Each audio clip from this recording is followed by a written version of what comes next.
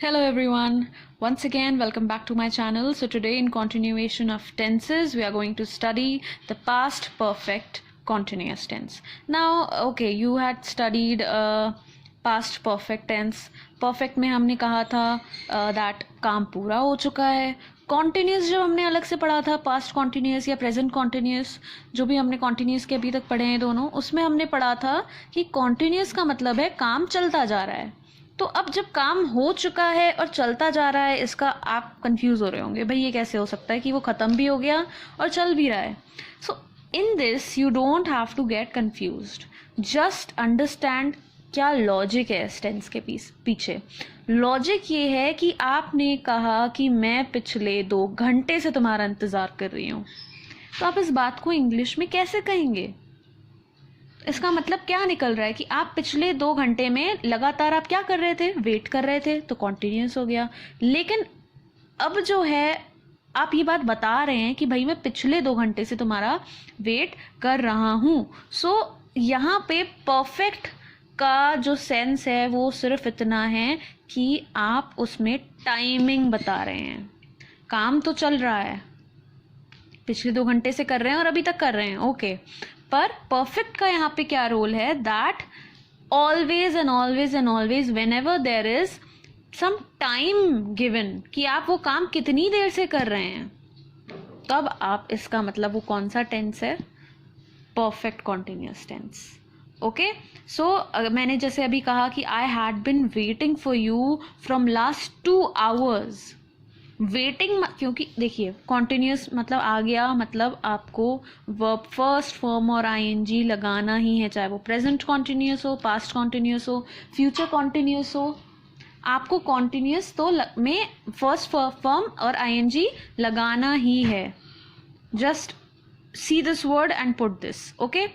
Whether it is perfect continuous, whether it is just continuous, you have to put verb first form and ing. अच्छा, अब role आता है perfect का. तो अब यहाँ पे present perfect में हमने देखा था has been और had been लगता था, sorry has been and have been. अब past perfect में क्या लग जाता है और काम का आसान हो गया. दैट इज सिर्फ एक आपको ये याद रखना है हैड, क्योंकि हैज़ हैव में आपको कन्फ्यूजन होता है, भाई सिंगुलर के साथ हैज़ इस्तेमाल करना है, प्लूरल के साथ हैव इस्तेमाल करना है. उसमें भी आई और यू जो होते हैं वो एक्सेप्शन होते हैं, वो हैव उसके साथ इस्तेमाल करते हैं. पर यहाँ पे आपका सारा कन्फ्यूजन सॉल्व हो रहा है क्योंकि यहाँ पे एक ही है हैड. आपको यहाँ पे हैड बिन लगाना है, फिर चाहे वो सिंगुलर सब्जेक्ट हो या फिर प्लूरल सब्जेक्ट हो. सो प्रेजेंट टेंस जब आप पढ़ते हैं तो आपको थोड़ा दिमाग लगाना पड़ता है, उसके बाद तो आपका सारा काम आसान हो जाता है. सो यहाँ पे कॉन्टिन्यूस है तो वह फर्स्ट फॉर्म और आईएनजी आएगा, और परफेक्ट है तो यहाँ पे हैड बिन आपको इस्तेमाल करना है पास्ट में. ओके. तो अब पूरा रूल जो है वो हम देखेंगे, उससे पहले हम देख लेते हैं कि पास्ट परफेक्ट कॉन्टिन्यूस टेंस क्या क्या चीज़ें एक्सप्रेस करता है. Okay, so this expresses an action that was continuing at some time in the past when another action took place simultaneously.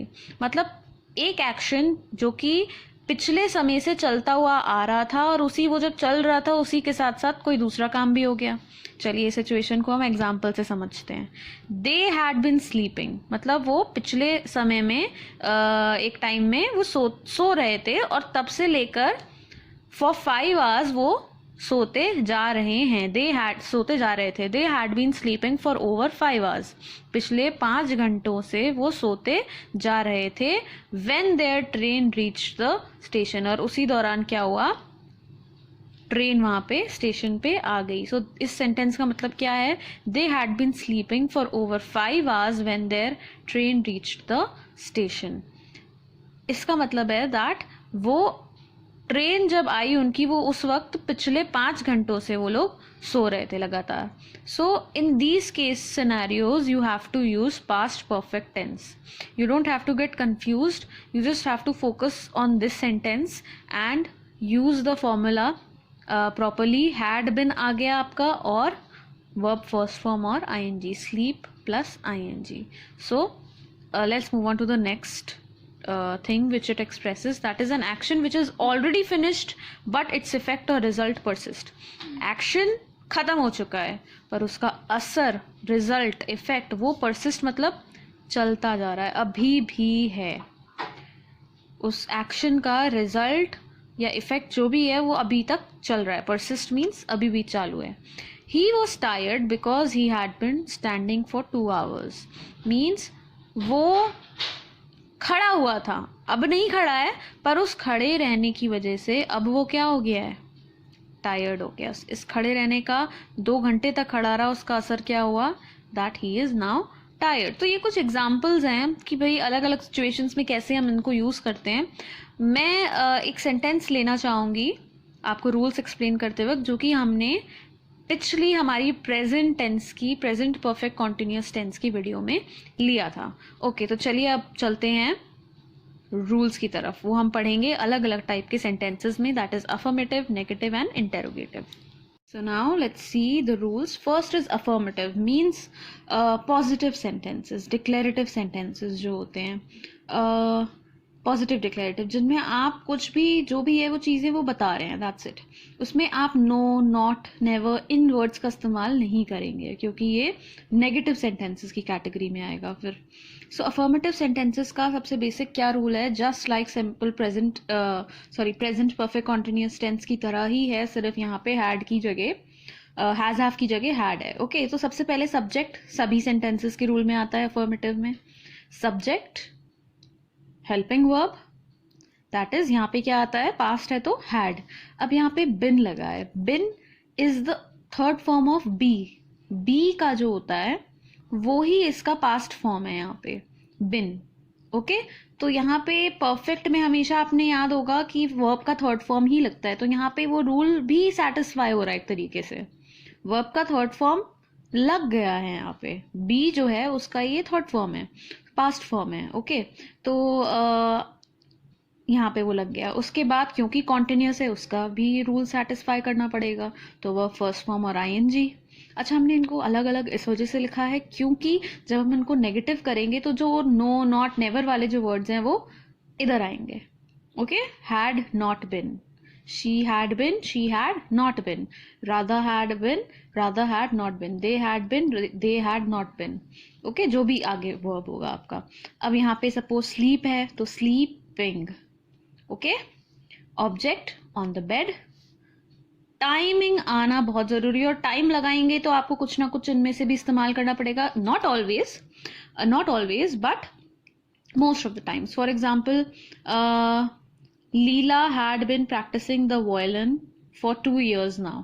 सो यहाँ पे 2 साल हमें टाइम बताना था, उसके लिए हमने लगाया फॉर और फ्रॉम हम तब लगाते हैं जब हम टाइमिंग को लेकर स्पेसिफिक ज्यादातर नहीं होते हैं.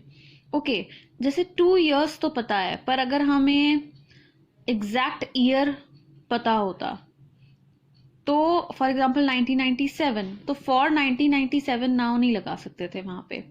ओके, फ्रॉम फिर भी लगा सकते हैं इस कंडीशन में, पर मोस्ट ऑफ द टाइम्स जब हमें स्पेसिफिक टाइमिंग पता है या स्पेसिफिक है हम उस चीज को लेकर, तो हम सिंस लगाते हैं. Otherwise most of the times for और फ्रॉम लगाते हैं, बट फ्रॉम का इस्तेमाल भी हम स्पेसिफिक चीजों को शो करने के लिए करते हैं, लाइक फ्रॉम मंडे, तो फ्रॉम 2010, तो this also we use, but this is the difference. थोड़ा सा आपको याद रखना है और इस्तेमाल करते हुए आपको ऑटोमेटिकली पता चल जाएगा. तो टाइम तो लगाना ही है, और उसके लिए हेल्प आपको ये करेंगे, ये वर्ड्स हेल्प करेंगे. अगर आप सिर्फ ये कर देते, सिर्फ नाउ लगाते, suppose Leela had been practising the violin now, तो आपको ये लगाने की जरूरत ना पड़ती. ओके, सो ऐसा भी हो सकता है कभी कभी आप डायरेक्ट टाइम लगा लें तो आपको ये लगाने की जरूरत ना पड़े, पर मोस्ट ऑफ द टाइम्स पड़ती है, तो हमने इसको रूल में ऐड करा है. So subject had been, verb first form I N G, object since for from, जो भी आपको इस्तेमाल करना है इनमें से एक, या नहीं भी करना है तो डिपेंड करता है, and time very very important. Okay, यहाँ पे हमने वही एग्जाम्पल लिया है जो हमने प्रेजेंट परफेक्ट कॉन्टिन्यूस में लिया था. लीला हैज बिन था उस वक्त, अब यहाँ पे क्या हो गया, सिंगुलर प्लूरल कुछ भी हो, had. Leela had been practicing the violin for 2 years now. Had been practicing, object the violin, for लग गया इन तीनों में से, टाइम क्या है 2 years. ओके, अच्छा, अब हम एक और सेंटेंस लेते हैं इसमें. I had been waiting for you since morning. I, subject, had plus been plus waiting, wait plus ing, verb हो गया ये हमारा. For you since morning, morning since. Okay, so ये हो गए हमारे पॉजिटिव. अब फटाफट हम इसको नेगेटिव करेंगे. आपको ऑब्वियसली पता चल ही चुका है, बस आपको यहाँ पे क्या लगाना है. हैड और बिन के बीच में मैं ऑलरेडी बता चुकी हूँ. नॉट तो सिंपली क्या हो जाएगा, Leela had not been practising the violin for 2 years now. I had not been waiting. I had not been waiting for you since morning. That's it. Okay, so just we have put not in between of had and been. So I had not been waiting for you since morning. Okay, now move on to interrogative. तो interrogative में मैंने हमेशा हर video में आप देखेंगे, you can go to my playlist of tenses, उसमें आपको पता चल जाएगा. You don't have to worry anything. आपको कुछ भी यहाँ पे कुछ बहुत अलग नहीं करना है इंटेरोगेटिव में.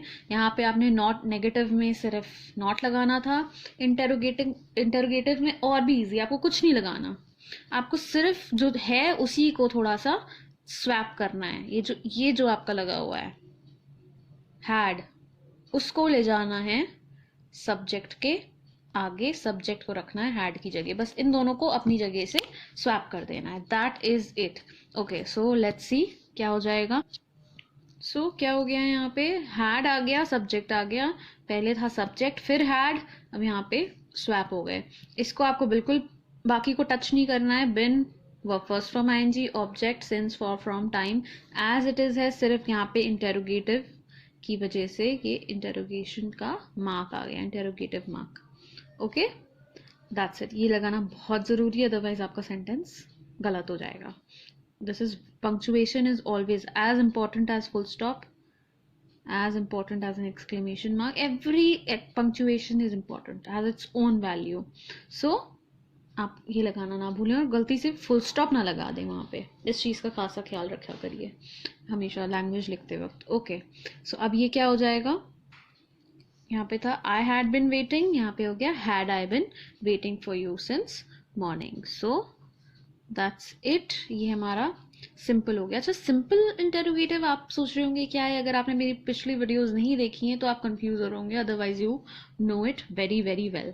सिंपल इंटेरोगेटिव क्वेश्चंस होते हैं वो क्वेश्चंस जैसे कि ये, had I been waiting for you since morning, क्या मैं तुम्हारा इंतजार सुबह से कर रहा हूँ. आप इसका जवाब 2 वर्ड्स में दे सकते हैं, या तो हाँ में देंगे या ना में देंगे. आपको इसके अलावा कुछ कहने की ज़रूरत नहीं है और आप इसका जवाब दे सकते हैं. ऐसे क्वेश्चंस जिनका जवाब आप येस और नो में, हाँ या ना में दे सकते हैं, उनको कहते हैं सिंपल इंटेरोगेटिव. उसका जस्ट उल्टा होता है double interrogative. Double interrogative sentences वो सेंटेंसेस होते हैं जिनमें आप उनका जवाब हाँ या ना में नहीं दे सकते. अब जैसे कि अब अगर मैं पूछ लूँ, where had I been waiting for you since morning, मैं कहाँ तुम्हारा मॉर्निंग से वेट कर रही हूँ बताओ. अब उसका जवाब आप हाँ या ना में तो नहीं दे सकते obviously. So these questions are called double interrogative sentences. इसमें कुछ भी आपको ज़्यादा कुछ नहीं करना है. जैसे यहाँ पे आप नेगेटिव था तो नॉट लगाते थे, उसी तरीके से आपको WH वर्ड लगाना है या हाउ लगाना है. WH फैमिली के वर्ड्स कौन कौन से होते हैं, जैसे कि what, where, when, why, who, whom. या फिर हाउ लग सकता है. जहाँ पे WH वर्ड इस्तेमाल आपका ना हो वहाँ हाउ लगा लीजिए. How had I been waiting for you since morning, where had I been waiting for you since morning, why had I been waiting for you since morning. तो आप ये देख रहे हैं सिर्फ यहाँ पे कुछ ऐड हो रहा है, बाकी सेंटेंस को आपको टच भी नहीं करना. इस रूल को आपको कुछ नहीं करना है, सिर्फ यहाँ पे एक चीज ऐड करनी है. Don't touch the rest of the rule. Okay, it's just the same. So question mark again, don't forget. तो ये हमारा सेंटेंस हो गया, भाई मैं तुम्हारा इंतजार क्यों कर रहा हूँ सुबह से. Why had I been waiting for you since morning. So इस तरीके से आप डबल इंटेरोगेटिव बना लेते हैं. अच्छा, अब बात आती है, अगर जो सवाल है वो नेगेटिव हो, मतलब उसमें नो, नॉट या ऐसा कोई वर्ड आ रहा हो, नेगेटिव वर्ड, तो कुछ नहीं, नथिंग. आपने, मैंने जहां आपको कहा था had I been waiting for you since morning, आप पहले हैड के बाद लगाते थे नॉट. अब भाई हैड की जगह क्या आ गया है, सब्जेक्ट, तो आप सब्जेक्ट के बाद नॉट लगाएंगे, क्योंकि आप चेंज तो इंटेरोगेटिव में इन दोनों को कर रहे हैं, बाकी सेंटेंस को आपको टच भी नहीं करना है. जैसे यहाँ पे आप सिर्फ इसको स्वैप कर रहे थे, बाकी को थोड़ी टच कर रहे थे। सेम अगर नेगेटिव सेंटेंस है तो भाई आप इसको स्वैप करिए, इसको टच मत करिए, ये यहीं कहीं रहेगा। तो अब पहले यहाँ हैड था तो अब क्या आ जाएगा, सब्जेक्ट। तो यहाँ पे क्या था, हैड, फिर सब्जेक्ट। अब यहाँ पे आ जाएगा not, had I not been waiting for you since morning. ये हो गया सिंपल नेगेटिव इंटेरोगेटिव। अब डबल नेगेटिव इंटेरोगेटिव है तो क्यों आपको कुछ नहीं करना, दैट्स इट। जहाँ पे नॉट हमने यहाँ लगाया है वहीं पे आपको यहाँ लगाना है, उसके आगे और पीछे से आपको कोई लेना देना नहीं है। मैंने कहा सब्जेक्ट के बाद नॉट लगाइए तो सब्जेक्ट के बाद नॉट लगाइए। Why had I not been waiting for you since morning, यहाँ नॉट आ जाएगा आपका। इस तरीके से आपके, अब मैं इसको रूल लिख नहीं रही हूँ, ऑब्वियस है आपको पता चल गया, आप खुद भी इसका रूल लिख लीजिएगा। तो this was the end of our video. I hope you have understood it. So if you have, don't forget to like this video, and also if you want regular updates of my video, do subscribe to this channel. Thank you so much.